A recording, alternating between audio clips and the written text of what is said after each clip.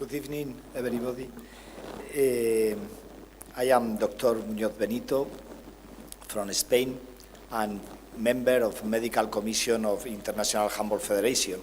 Dr. Hosni is impossible to hear to stay here, and I enjoy present the Dr. Alain Frey from France.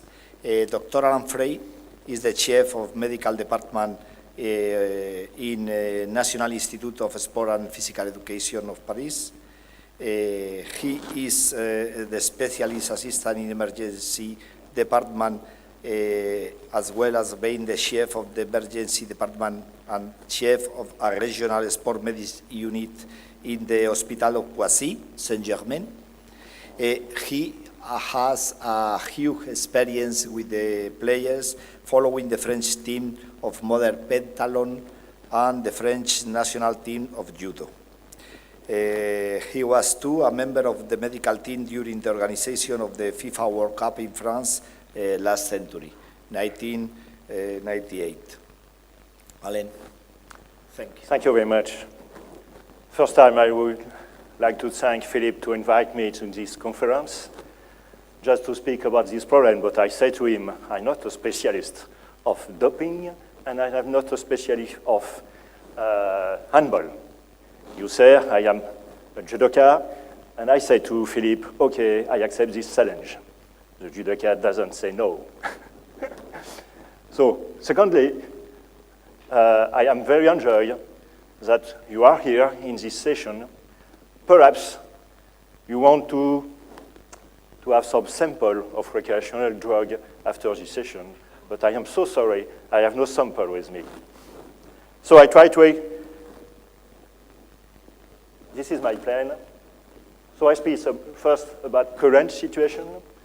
After I speak about the quality of the handball player, but very quickly because we have spoken about it yesterday and today, so you know the quality now of to be a good and a great handball player. After I speak about the recreational drugs, but large, with the listing and the short-term effect of this drug. And to finish, I make a few selections in the bibliography on article we speak about that. So what is the definition of recreational drug? We refer here to the irregular use of illicit psychoactive drugs and the misuse of prescription medication. In some land, it's in free sale, like cannabis with choco and vanilla. You know everybody here. This is a WADA list, which is changed every year. And you see on the WADA list, you see on the WADA list the substance S6, it's about stimulant, amphetamines, ephedrine, and so on, and S8, cannabinoid. And in cannabinoid, you have natural cannabinoid, which called hashish, marijuana, and cannabis. And we have synthetic cannabinoid, like THC.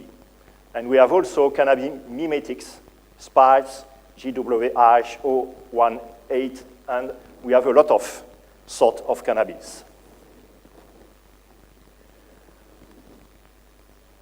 So you can see on this slide, in the International Handball Federation, they make a lot of control in competition, but less out of competition on this competition in the year 10. And all the tests came out negative.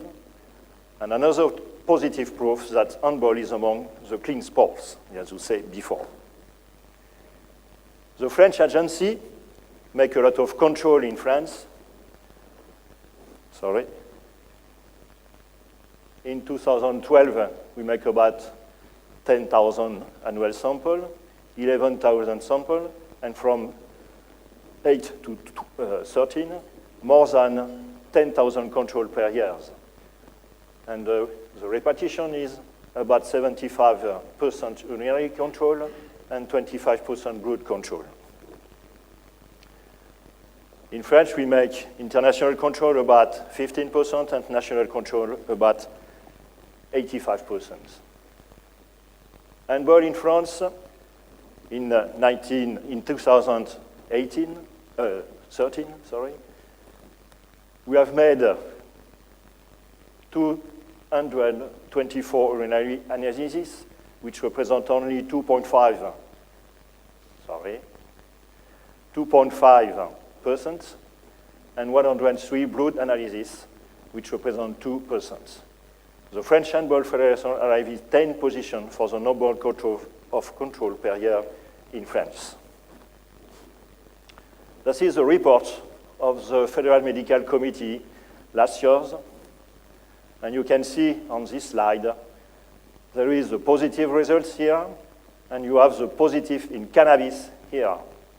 So more than 75% of positive control are in cannabis. So you know that, the cannabis detection, the plasma peak reach about 15 to 20 minutes, and the half-life of plasma disappearance, it's about 1 hour. But the detection in urine is from 3 days to several weeks after taken cannabis, and perhaps 6, 8 weeks.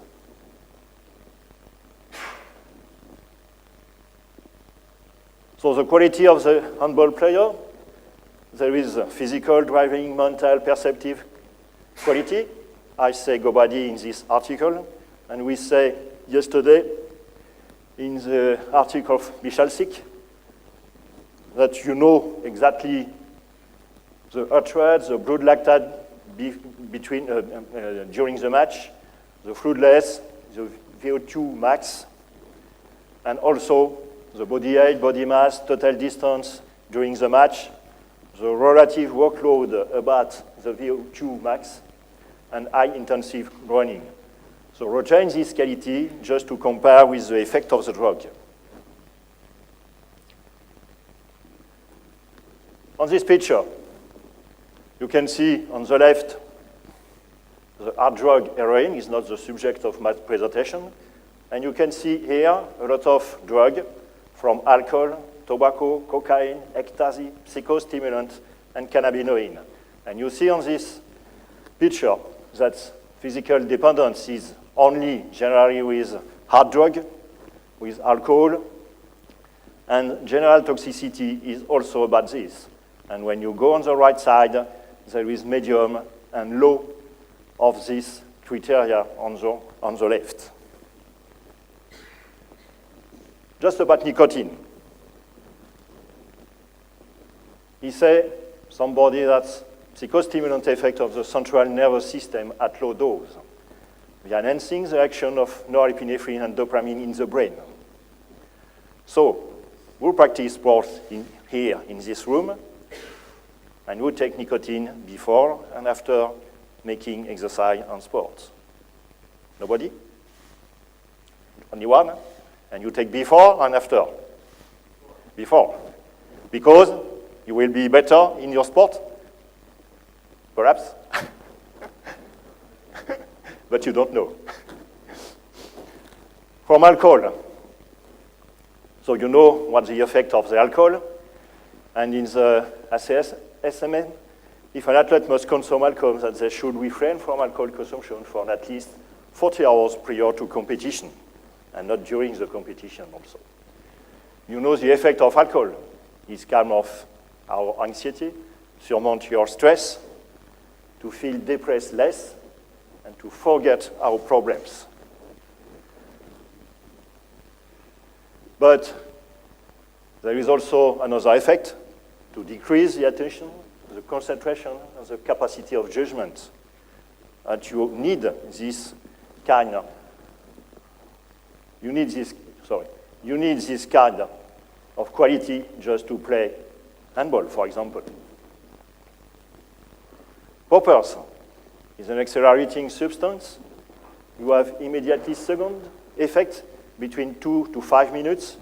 And I say that only because there is, in the literature, the second drug used by younger after cannabis.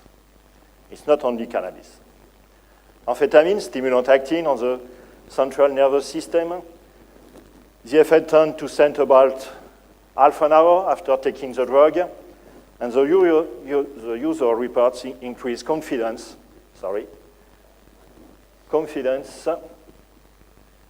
sociability, and energy level, but also feeling a lot of irritability, anxiety, dizziness. It's not compatible to play handball with that. Ecstasy also is another stimulant. It's also act on the CNS and increase brain activity. The effect is about 20 to 60 minutes after and can perdure for 3 to 6 hours. Some rise in blood pressure, heart rate, but there is adverse effect like nausea, sweating, dry smooth, and loss of appetite. LSD is hallucinogenic drug changing the way the mind perceives things. And there is a problem if you use it because you have visual effect of intensive color, you distort image. So if you see that on the field, for example, in handball, you don't play handball in the training and the competition. The short-term effect of LSD, muscular cramps, lack of coordination, it's it's not good for practice handball. Dilatation of pupil, nausea and vomiting also. Cocaine. When you take cocaine, your user experience an indifference to pain and tiredness. The effect peaks within between 30 minutes, and it seems to help them to cope with stressful situation. It only seems. And perhaps you have some people with use cocaine is known to induce panic attack in some people. The short effect of this drug, you have strong euphoria, more intensive than heroin, intellectual and physical feeling of power. So you can say to me, why I don't take this drug to practice sports? Because I seem to feel better, but only to seems. Indifference in the pain, but we have hallucination, hyperthermia, cramps, and the problem is this drug is legal in a few countries. I put only 2 here. The crack is similar as cocaine. The effect is more intense and more extreme than cocaine, and the effect is the same than the precedent drug. And the last one, cannabis. Why a lovely flower in your garden, for example? Just to know about cannabinoid, you have 2 receptors in the brain, generally in the brain, the CB1 and CB2. CB1 was detected in 90. It is located on nerve cells in the brain, spinal cord, also found in spleen, white blood cells, endocrine glands, and gastrointestinal and urinary tracts. It was also embedded in the cerebellum, basal ganglion, hippocampus, and dorsal spinal cord. It influences the functions such as memory processing, pain regulation, and motor control. The CB2 receptor was found in 93. Is also similar the same, and it has also this receptor an activity of potential anti-inflammatory effect. It's perhaps also the reason why some people take this kind of drug. So the cannabis, you have physical effect. It increases pulse rate and decreases blood pressure. You have a lot of signs like dry mouth, increased appetite, and occasional dizziness. There are no records of fatal overdose in this drug, but it's possible to have physical dependence. Other effects of cannabis, you have effervescent, anxiolytic, and sedative, decrease the stress, favor the relaxation and the sleep, and get sensation of reassurance. So why not use this drug to make sports and to take before sports. But they decrease the reactivity. It's not good to play handball, for example. Reduce the visual acuteness is also the same. Induce a muscular weakness is no good. And fatigability of the lower limb with sensation of heavy leg. So, if you see only the upper of the slide, it will be perhaps, why not? But if you see on the down of the slide, sorry, it's not good to practice sports during training and during competition. So why the cannabis is a part of product drugs? Product is considered as drug by WADA, which improves the performance. If you see the first part of my precedent slide, but is a dangerous product for the health of the sportsman and the consumption of the product against the sports state. So cannabis is also the two last proposition. You have about 60 different pillars of drugs which contain cannabis. So I don't speak about the 60. I take only two.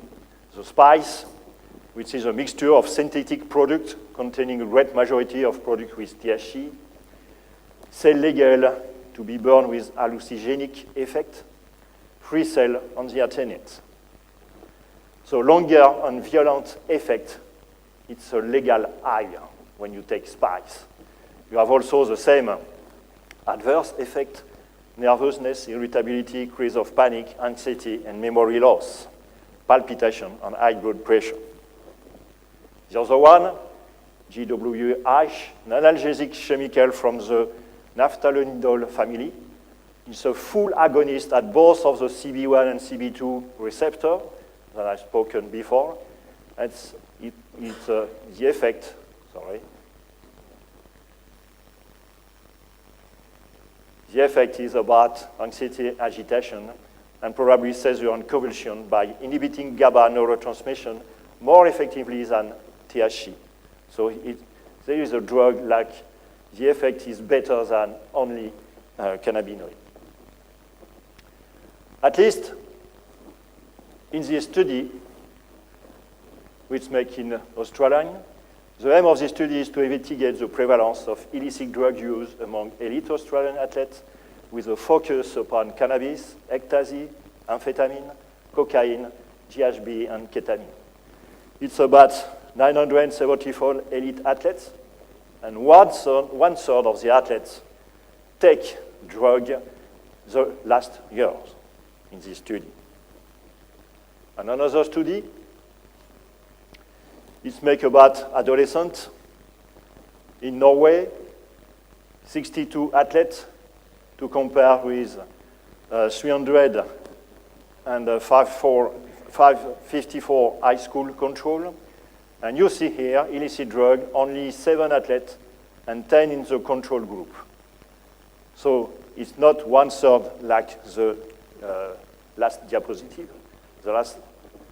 but you see in this report that none of the athletes report which performance-enhancing illicit drugs they use. It's not the same culture between Australia and Norway. And there is no difference between individual and team sport, but more snus in handball and soccer in Norway. In this study, they are investigating to the use of stimulant in out-of-competition sport sample. So you can see only 0.36% stimulant detected between 6 and 7, representing 89 various sports.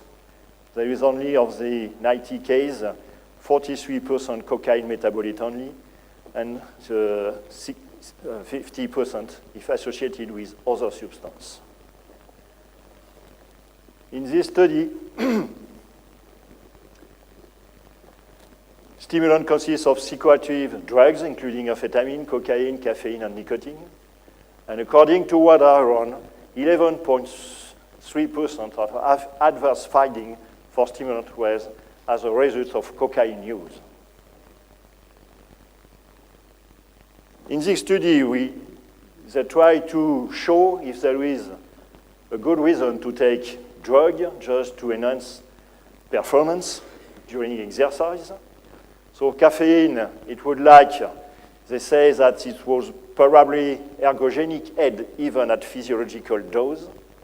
And cannabis is perhaps ergolytic drug about to increase in heart rate and blood pressure, decline of cardiac output and reduce psychomotor activity. And cannabis in sports. Cannabis contains over 400 different chemical compounds, including at least 61 cannabinoids. The main psychoactive drugs in cannabis is THC. So increase the probability of injury because of negative influence on coordination, movement, and time estimation. And in this study, they're demonstrating that this one, so if an athlete is positive with THC, for example, and he say, I have no take THC, I am in party, and perhaps somebody around me take cannabis. So if he says that, and if the control is positive, he had taken cannabis. So to finish, there's 2 articles which speak about the attitude and the belief that we have to do. So 33 studies published between the 11 years. They demonstrated that coaches appear to be the main influence and source of information for athletes, whereas doctors and other specialists do not seem to act as principal advisor.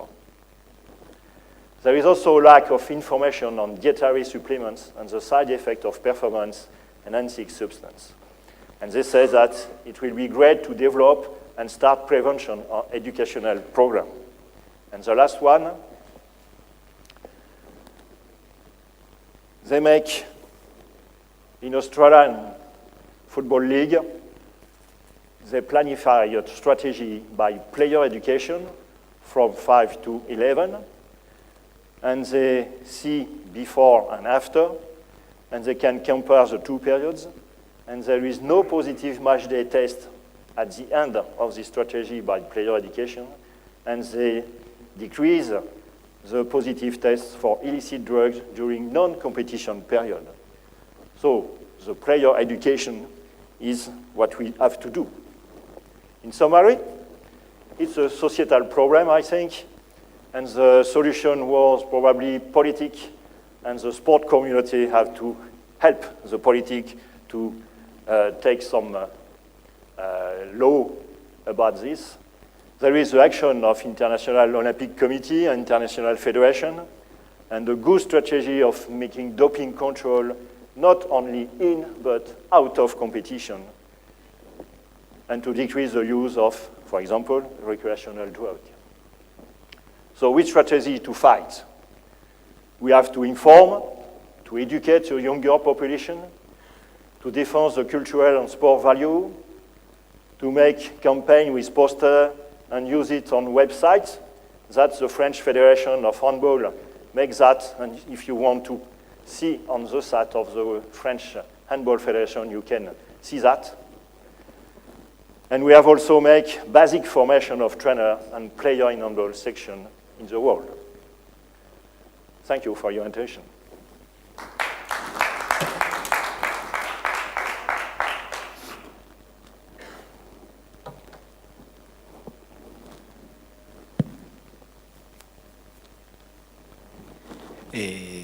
Thank you, Dr. Alain Frey. I agree totally with both speakers. When the start, I say the handball is a clean sport, is because I know very well 2 sides of the same money, no? The doping. The doping is a problem for all sport, and the doping is a problem for all society, no? But I agree with your opinion. The problem in handball is the social drugs and the nutritional supplements. This is a big problem, the nutritional supplements. What is your opinion, the booth? Yes, in French, for example, we make a lot of screening and following for the French team, and we have an approach with nutrition education. So we have in each team dietary person who follow each people, and for example in judo, we have problem with loss weight because of the category and so on, and we have to explain.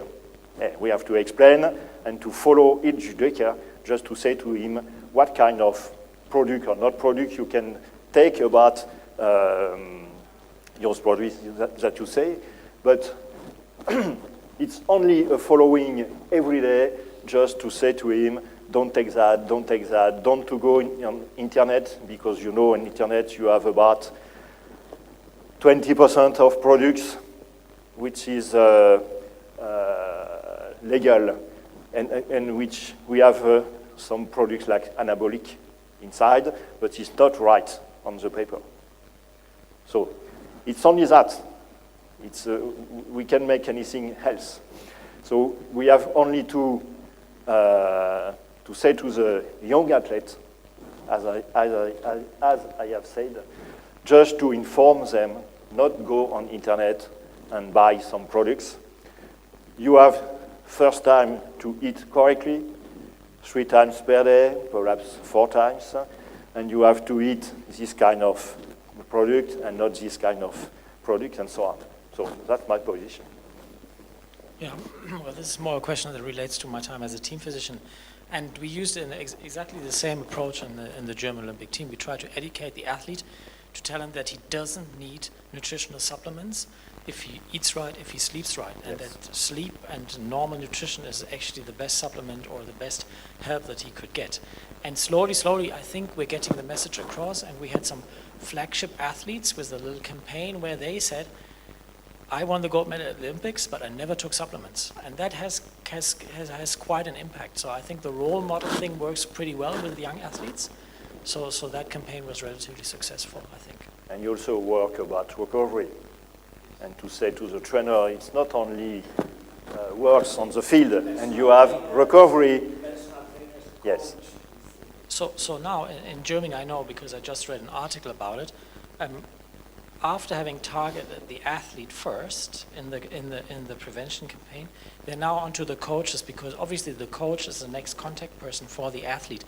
And most of the coaches, the grassroots coaches, they don't have great education, you know, so they will fall for the advertising of the what they see on internet and tell the athlete, this is good, you know, this will make you faster, but it won't, you know. So now we're basically targeting the coaches to give them better education about the danger of nutritional supplements.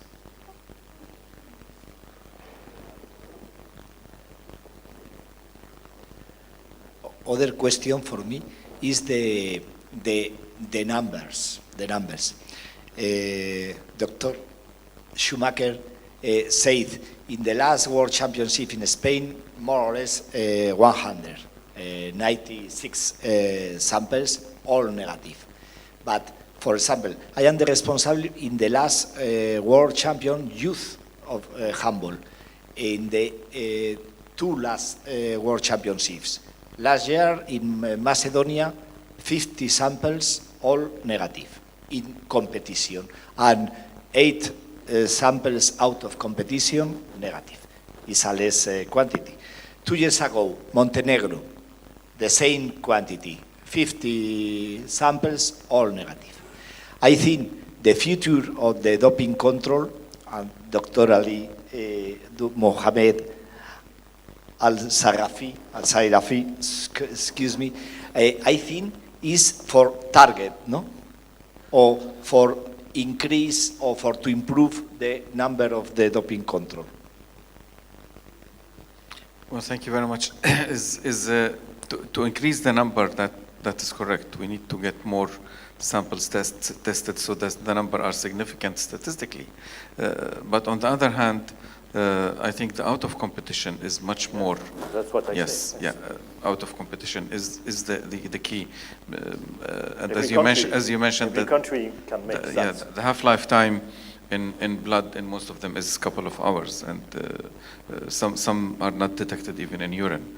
So out of competition is the key, especially for when we talk about EPO, erythropoietin. It's very difficult to catch. So increase the number of random out of competition testing, but there is nothing like education. If you from inside believe that you should not do it, then nothing will make you do it. And if you think that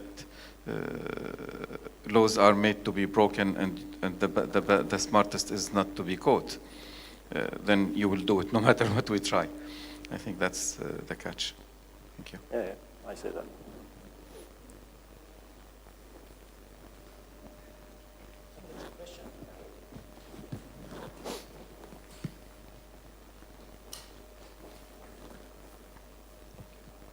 Thank you so much for your presentation. And my question is, does there really exist some database of like dangerous supplements, and it is really to find some list that already you know that are not really good? Yeah, so in every country, I know there are basically databases that are being created to where the companies have submitted their supplements to batch testing, to regular batch testing. I know it exists in the UK, I know it exists in Australia, I know it exists in Germany, you know. So I assume it exists in many other countries as well. And usually these lists are available through the internet.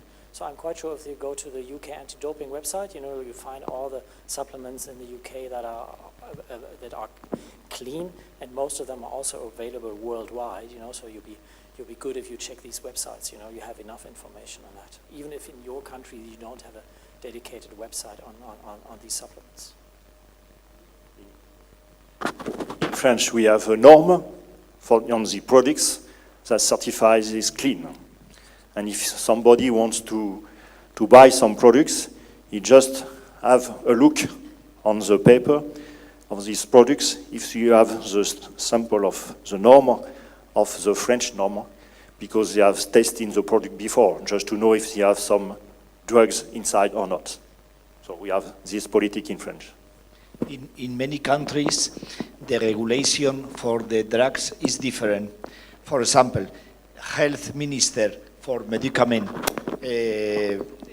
exec one regulation, but for nutritional supplements don't have a regulation. It's more easy this way. It's more easy, more cheaper for the laboratory, and the results are negative effects for the player.